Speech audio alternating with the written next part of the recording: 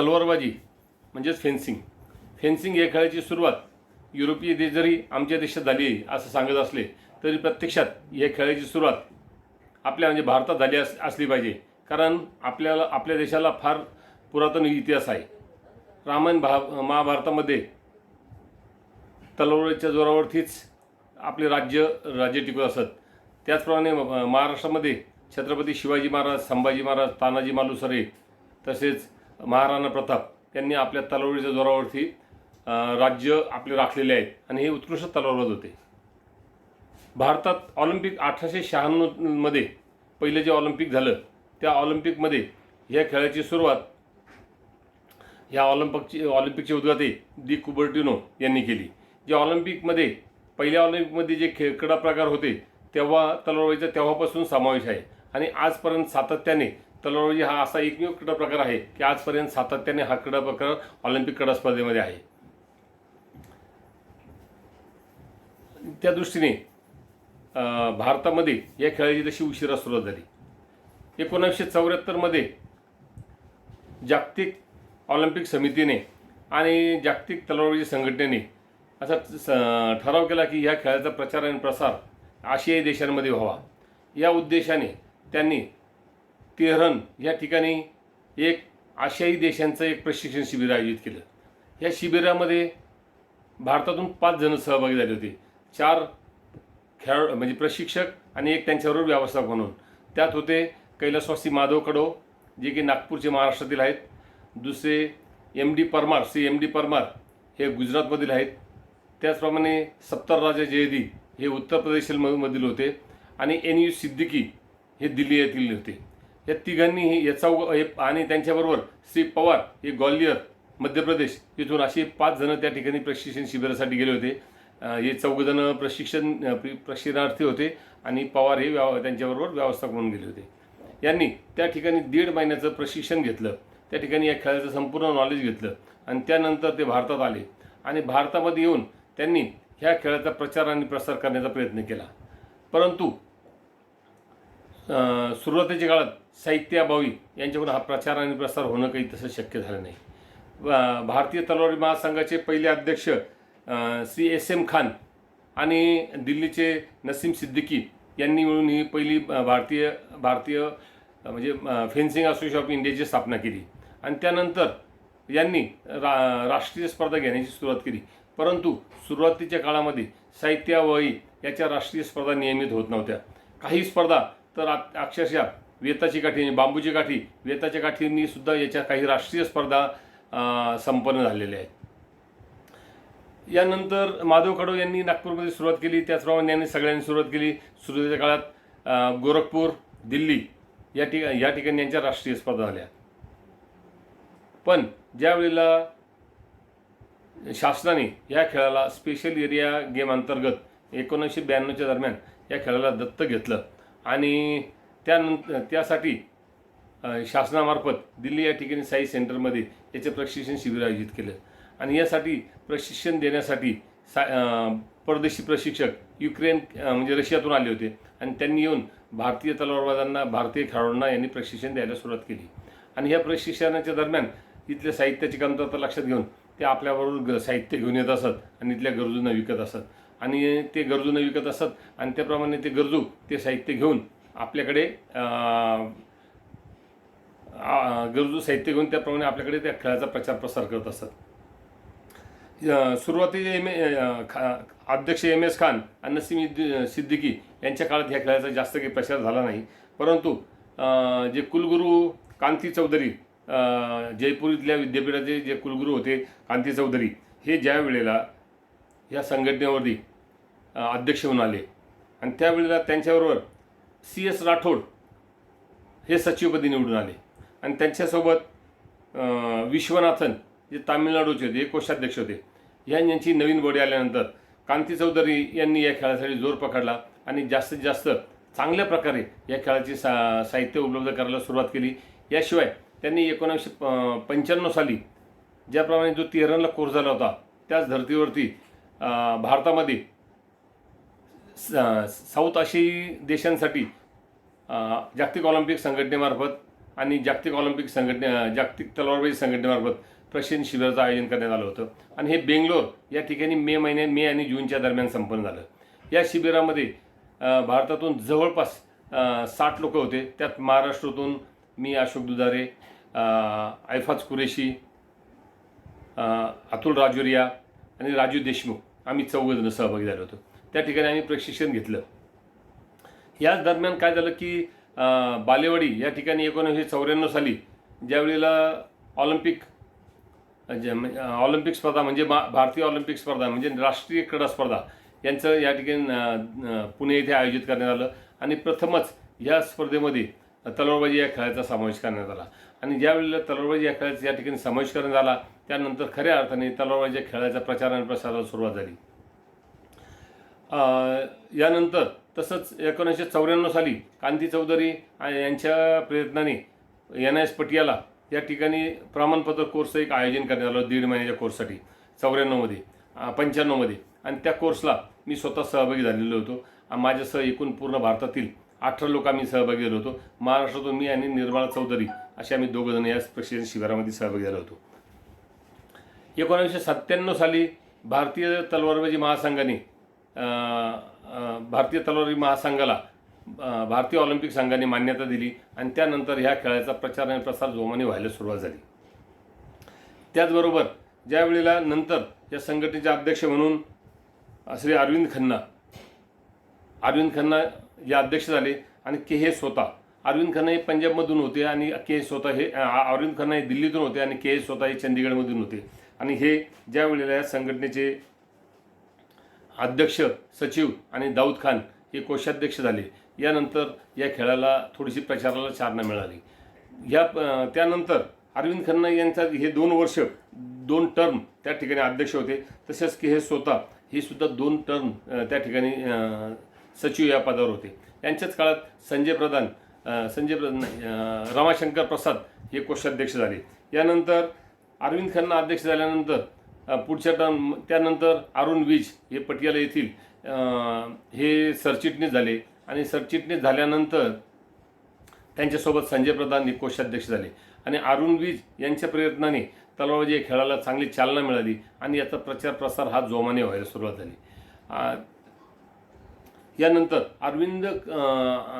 अरविंद खन्ना यांची 3 वर्ष 3 टर्म झाल्यानंतर त्या ठिकाणी दुर्गादास बोरो जे की आसामचे आहेत ते अध्यक्ष म्हणून आले आणि अरुण विज सचिव आणि संजय प्रधान कोषाध्यक्ष. यांच्यामार्फत सातत्याने मग भारतीय संघ परदेशात विविध स्पर्धेंना सुरुवात झाली. त्याचप्रमाणे 2010च्या एशियन गेम्समध्ये सुद्धा भारतीय संघ सहभागी झाला. आणि त्यावेळेला एशियन गेम्समध्ये महाराष्ट्रातून अजिंक्य दुधारे हा प्रथमच एशियन गेम्समध्ये गॉंगझो या ठिकाणी सहभागी झाला होता. तत्पूर्वी भारताला असं मोठ्या कोणत्याही स्पर्धेत पदक मिळालं नव्हतं. परंतु मेलबर्न या ठिकाणी झालेल्या राष्ट्रकुल स्पर्धेमध्ये भारतीय खेळाडूंना EP प्रकारामध्ये त्या ठिकाणी रौप्य पदक मिळालं. आणि त्यावेळेला इंग्लंडकडून भारतीय संघ 44-45 फक्त 1 गुणांनी पराभूत झाला होता. आणि त्या संघात महाराष्ट्राचा खेळाडू अजिंक्य दुधारे हा सुद्धा होता. आणि ते पहिलं भारतीय संघाला सर्वात मोठं मिळालेलं यश आहे. यानंतर दुर्गादास बोरो यांच्या मार्गदर्शनाखाली या खेळाचा प्रचार प्रसार होतच होता. यानंतर अरुण विज यांचं दुःखद निधन झालं आणि त्यामुळं थोडीशी संघटना पोकळी निर्माण झाली. परंतु यावेळेला श्री संजय प्रधान यांच्यावर सचिवपदाची जबाबदारी सोपवण्यात आली आणि SK पराशर जे हिमाचल प्रदेशचे आहेत त्यांच्यावरती कोषाध्यक्ष पदाची जबाबदारी सोपवण्यात आली. त्या पुढच्या इलेक्शनमध्ये गुवाहाटी आसाम या ठिकाणी झालं आणि त्या इलेक्शनमध्ये मग दुर्गादास बोरो हे पुन्हा अध्यक्ष झाले. आणि उत्तर प्रदेशमधील राजेंद्र सिंग राणा हे त्यावेळेला भारतीय तलवारबाजी महासंघाचे सरचिटणीस झाले. आणि त्याच्यासोबत धनकिशन भंडारी हैदराबादचे हे कोषाध्यक्ष म्हणून निवडून आले. आणि अशा प्रकारे भारतीय तलवारबाजीचा विकास व्हायला सुरुवात झाली. सातत्याने पटियाला या ठिकाणी NIS प्रशिक्षण शिबिर सुरुवात व्हायला लागली आणि मग हळूहळू अशा प्रकारे भारतीय हा खेळ संघात व्हायला लागला. यानंतर पुढच्या इलेक्शनमध्ये भारतीय तलवारबाजी महासंघाचे अध्यक्ष म्हणून राजू मेहता हे बिनविरोध निवडून आले. त्यांच्यासोबत बशीर खान हे सचिव आणि मी अशोक दुधारे कोषाध्यक्ष निवडून आलो. राजू मेहता अध्यक्ष झाल्यामुळे भारतीय तलवारबाजी संघाला खूप मोठी चालना मिळाली. त्यांच्या मार्गदर्शनाखाली सातत्याने विविध स्पर्धांचं आयोजन व्हायला लागलं. वेगवेगळ्या ठिकाणी आपले संघ जायला लागले, वेगवेगळ्या ठिकाणी प्रशिक्षण जायला लागले. तसेच राजू मेहता यांची निवड कॉमनवेल्थच्या उपाध्यक्षपदी झाली आणि त्याचाही फायदा भारतीय तलवारबाजी महासंघाला जास्तीत जास्त व्हायला लागला. आणि राजू मेहता हे स्वतः भारतीय तलवारबाजी महासंघाचे भारतीय ऑलिम्पिक संघटनेचे सरचिटणीस पण आहेत. आणि त्यांच्या अनुभवाचा आणि त्यांच्या ज्ञानाच्या फायद्यामुळे भारतीय EP संघाला चालना मिळाली आणि जवळपास वर्षभर त्यांचं प्रशिक्षण परदेशामध्ये त्या EPच्या मुलींचं प्रशिक्षण हे परदेशात होऊ शकलं. त्याचप्रमाणे भारतीय संघ कोरिया या ठिकाणी झालेल्या एशियन गेम्समध्ये भारतीय EP मुलींचा संघ सहभागी झाला होता आणि ह्या EP मुलींच्या संघाने त्या ठिकाणी चांगली कामगिरी केली. आणि ह्या संघासमवेत व्यवस्थापक म्हणून डॉक्टर उदय डोंगरे हे भारतीय संघाकडून सहभागी झालेले होते. आणि अशा प्रकारे तलवारबाजीला चांगली चालना मिळालेली आहे. या सुरुवातीच्या काळामध्ये तलवारबाजी हा फक्त 14, 17, 19 आणि सिनियर या गटामध्ये ज्याच्या स्पर्धा व्हायच्या. परंतु दिल्ली या ठिकाणी झालेल्या सभेत दुर्गादास बोरो आणि यांच्या अध्यक्ष झालेल्या सभेत आणि त्यावेळेला त्या ठिकाणी अरुण विज, संजय प्रधान यांच्या समेतांची चर्चा झाल्यानंतर 12 वर्षातील गटाची स्पर्धा आम्ही सुरुवात केली. त्यावेळेला असं ठरलं की ही स्पर्धा कुणीच घ्यायलाही तयार नव्हतं. त्यावेळेला मग त्यांनी सांगितलं की मी ह्या स्पर्धेसाठी खूप प्रयत्न केले आणि हा गट होणं गरजेचं आहे. कारण त्यापूर्वी जवळपास 3-4 वर्षापूर्वीपासून मी महाराष्ट्रामध्ये या गटाच्या स्पर्धा सुरू केल्या होत्या 12 वर्षातील आणि त्याचा मला खूप चांगला फीडबॅक मिळत होता. मुलं चांगले तयार होत होते. आणि मग त्यावेळेला दुर्गादास बोरो यांच्या अध्यक्ष झालेल्या सभेत असं ठरलं की ह्या स्पर्धेच्या राष्ट्रीय स्पर्धा महाराष्ट्राने घ्याव्यात. महाराष्ट्राला फक्त या स्पर्धेच्या अनुदानापोटी 25,000 रुपये दिले जातील, बाकी कोणतेही अनुदान मिळणार नाही आणि ह्या स्पर्धा त्यांनाच घ्याव्या लागतील. आणि असं ठरल्याप्रमाणे गेल्या 10 वर्षापासून सातत्याने ह्या 12 वर्षातील गटाच्या स्पर्धा या महाराष्ट्रामध्ये आपण आयोजित करीत आहोत. गेल्या 3 वर्षापूर्वी राजू मेहता यांच्या अध्यक्षतेखाली असं लक्षात आलं की पोलंड या ठिकाणी ज्या जागतिक स्पर्धा होतात त्यामध्ये अंडर-10 या गटाच्या स्पर्धा होत असतात. आणि या स्पर्धेमध्ये सुद्धा आपला भारतीय संघ सहभागी व्हावा, पाठवावा या उद्देशाने मग आपण गेल्या 3 वर्षापासून भारतामध्ये अंडर-10 हा गट सुरुवात केलेली आहे. आणि त्याच्या सातत्यानं 4 आत्तापर्यंत राष्ट्रीय स्पर्धेचं आयोजन करण्यात आलेलं आहे आणि त्यालाही अतिशय उत्कृष्ट, अतिशय चांगला प्रतिसाद मिळत आहे. आणि याचा फायदा आम्हाला भविष्यात होणार आहे. कारण मी जी नाशिक या ठिकाणी पहिली अंडर-12ची जी राष्ट्रीय स्पर्धा घेतली होती त्याचा फायदा असा झाला की त्यातील जे खेळाडू होते त्यांनी डर्बन, साऊथ आफ्रिका या ठिकाणी झालेल्या राष्ट्रीय स्पर्धेमध्ये अतिशय उत्कृष्ट कामगिरी केली आणि भारताला अनेक पदकं मिळवून दिली. कारण ते मुलं त्यावेळेपासून जे आपला उद्देश एकमेव हाच होता की या स्पर्धेमध्ये जे खेळाडू सहभागी होत आहेत त्यातील फक्त त्या स्पर्धेतील 5 ते 10 खेळाडू सातत्याने शेवटपर्यंत जर राहिले तरी आपल्याला यातून पदकं मिळण्याची अपेक्षा आहे आणि मिळू शकते. आज जागतिक स्पर्धेमध्ये भारतीय संघ सहभागी होत आहेत. आज आपले भारताचे खेळाडू भवानी देवी ही इथं उत्कृष्ट चांगला परफॉर्मन्स आहे. आज ती जपानच्या ह्या ऑलिम्पिक स्पर्धेमध्ये पात्रता फेरीच्या रांगेमध्ये आहेत. ती पात्रता होऊ शकते आणि आपल्या भारताला पहिल्यांदा ऑलिम्पिकमध्ये जाण्याची ही तलवारबाजीमध्ये जाण्याची पहिली संधी मिळू शकणार आहे. मग आता महाराष्ट्र दृष्टीने जर विचार केला तर 1974 साली महाराष्ट्रामध्ये जरी हा खेळ सुरू झाला होता परंतु हा फक्त नागपूरपुरताच मर्यादित होता. आणि नागपूरमध्ये श्री माधव कडव हे फक्त त्या खेळापुरते आपल्या एका मैदानावर यशवंत स्टेडियमवरती हा खेळ चालत होता आणि एका ते मैदानापुरताच मर्यादित होता. मी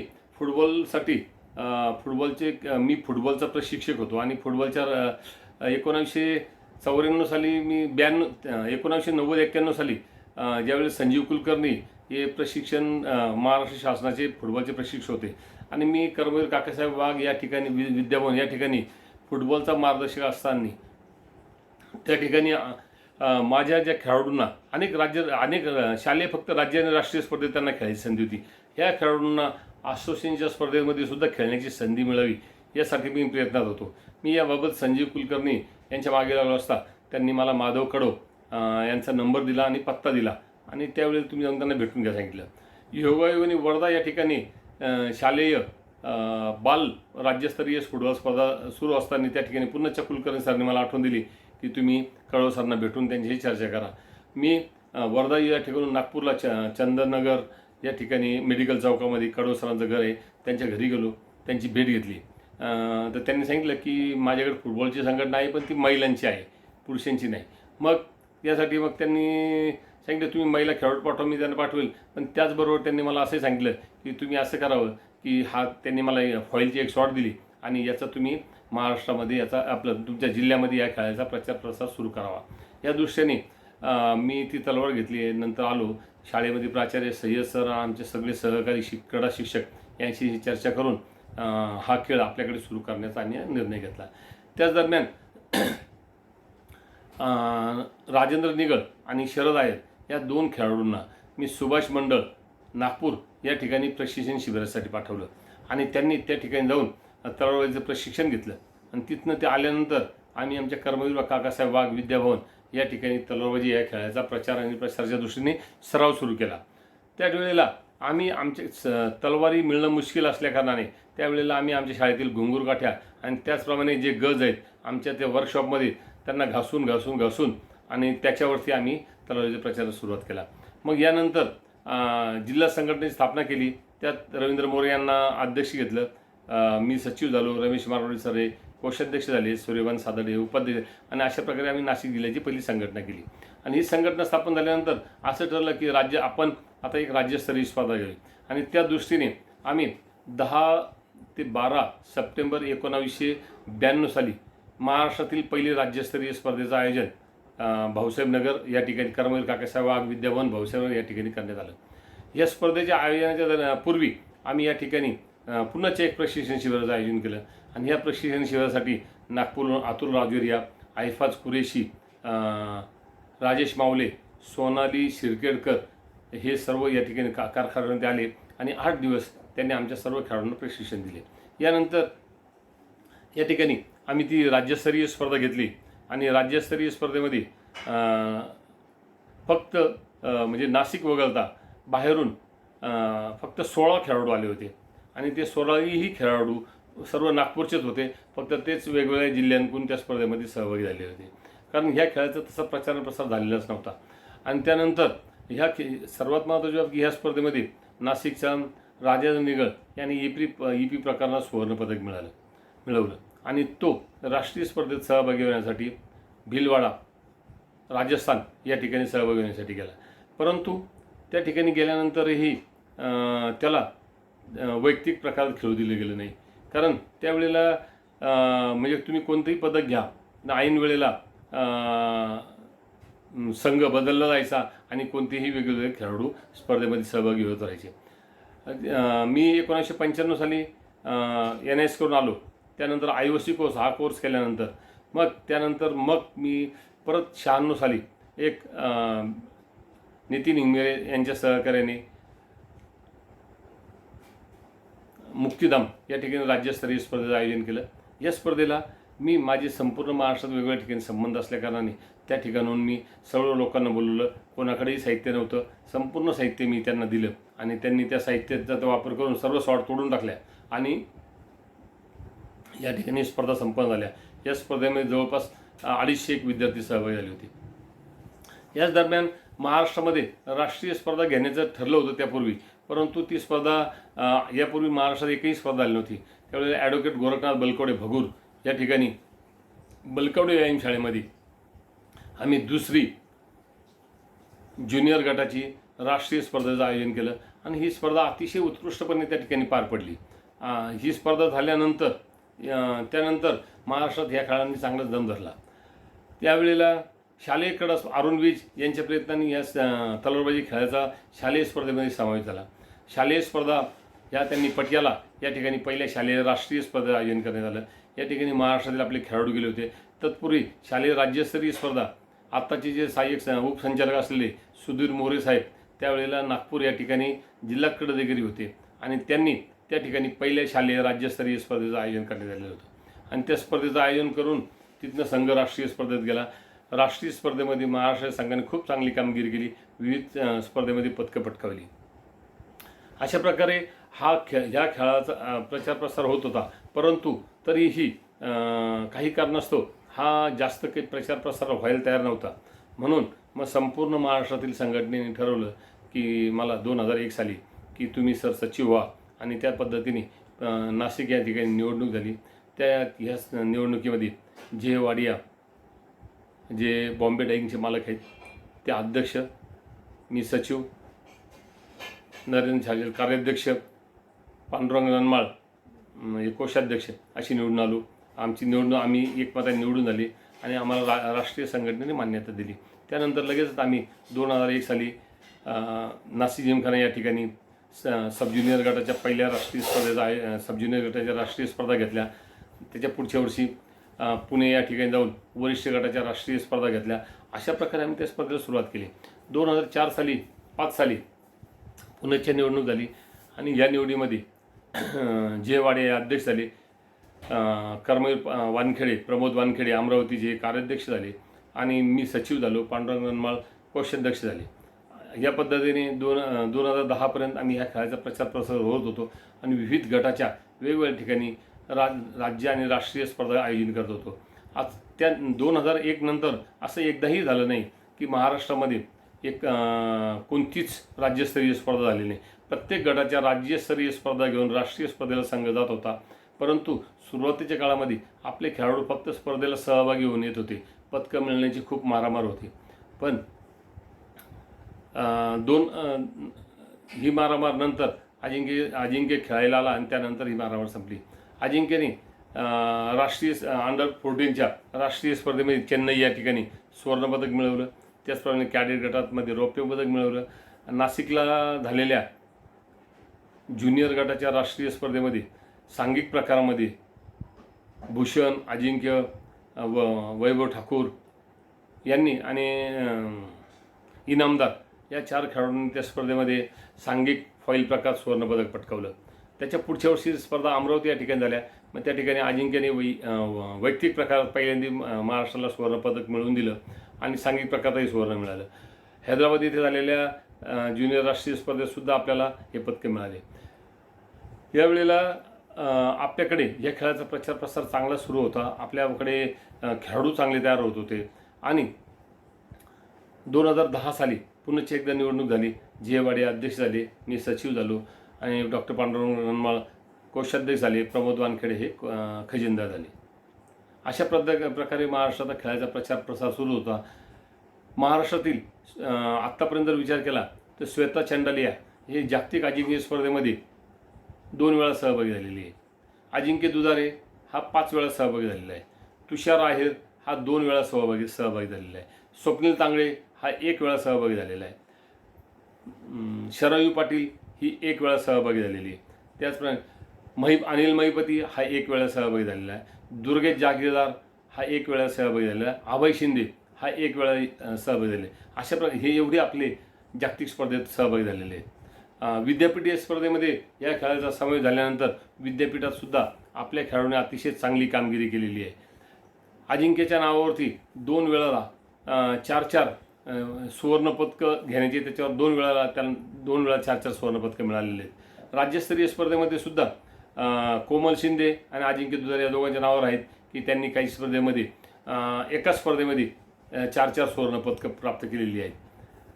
आज महाराष्ट्रामध्ये नंतर 2014 साली महाराष्ट्रात पुण्याच्या निवडणूक झाली आणि या निवडणुकीमध्ये प्रकाश काटोळे हे अध्यक्ष झाले, प्रमोद वानखेडे हे कार्याध्यक्ष झाले, डॉक्टर उदय डोंगरे हे सरचिटणीस झाले आणि राजकुमार सोमवंशी हे खजिनदार झाले.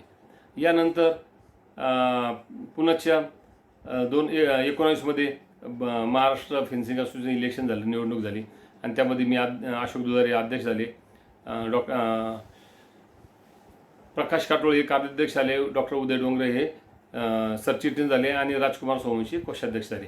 आणि आज जर विचार केला तर आज संपूर्ण महाराष्ट्रामध्ये 18,000 खेळाडू अधिकृत खेळाडू आहेत आणि आज महाराष्ट्राने तलवारबाजीमध्ये चांगला दर्जा निर्माण केलेला आहे. आज जर बघितलं तर महाराष्ट्रामध्ये या खेळाडूंना आपल्या तलवारबाजीच्या खेळाडूंना छत्रपती अवॉर्डसुद्धा आहेत. पहिला छत्रपती अवॉर्ड आयफाज कुरेशी यांना मिळालेला आहे मुलांमध्ये आणि मुलींमध्ये वैशाली नागोलवार यांना मिळालेलं आहे.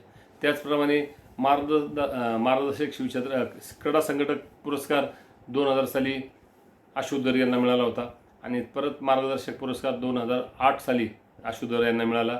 2010 साली डॉक्टर उदय डोंगरे यांना मिळाला आणि 2016 साली राजू शिंदे यांना मिळाला. अशा प्रकारे मार्गदर्शक पुरस्कारसुद्धा हा मिळत आहे. आज महाराष्ट्रामध्ये जवळपास 46 लोकांना 46 खेळाडू मार्गदर्शक व्यवस्थापक यांना छत्रपती पुरस्काराने गौरवण्यात आलेले आहे. आज महाराष्ट्रामध्ये तलवारबाजीच्या सातत्याने 10 वर्षातील 12 वर्षातील 14 वर्षातील 17 वर्षातील 20 वर्षातील आणि 23 वर्षातील आणि सिनियर गटाच्या सातत्याने राज्यस्तरीय स्पर्धेचं आयोजन केलं जातं आणि राष्ट्रीय स्पर्धेमध्ये आपला संघ सातत्याने जात आहे. तलवारबाजीमध्ये पहिली PhD मिळवण्याचा मान डॉक्टर उदय डोंगरे यांना जातो. ते स्वतः खेळाडू आहेत आणि त्यांनी औरंगाबाद विद्यापीठामधून तलवारबाजी या खेळावरती पहिले डॉक्टरेट प्राप्त केलेली आहे. आज महाराष्ट्रामध्ये जवळपास 14 लोकांनी तलवारबाजी या खेळावर PhD प्राप्त केलेली आहे. आज तलवारबाजी महाराष्ट्र हा अग्रेसर होत चाललेला आहे आणि यासाठी जास्तीत जास्त खेळाडूंनी याकडे आकर्षण व्हावं हा उद्देश आहे आणि सर्वसामान्यांना या खेळाची माहिती व्हावी या उद्देशाने या क्वारंटाईन टाईममध्ये आपण घरी आहोत तर या घरी याचा सदुपयोग व्हावा या उद्देशाने महाराष्ट्र फेन्सिंग असोसिएशन नाशिकचे जिल्हा क्रीडाधिकारी रवींद्र नाईक साहेब यांच्या सहकार्याने आणि महाराष्ट्र फेन्सिंग असोसिएशनच्या संयुक्त विद्यमाने या शिबिराचं आयोजन केलेलं आहे. आपण सगळेजण या शिबिरामध्ये सहभागी होतात याबद्दल मी आपल्या सगळ्यांचं अभिनंदन करतो.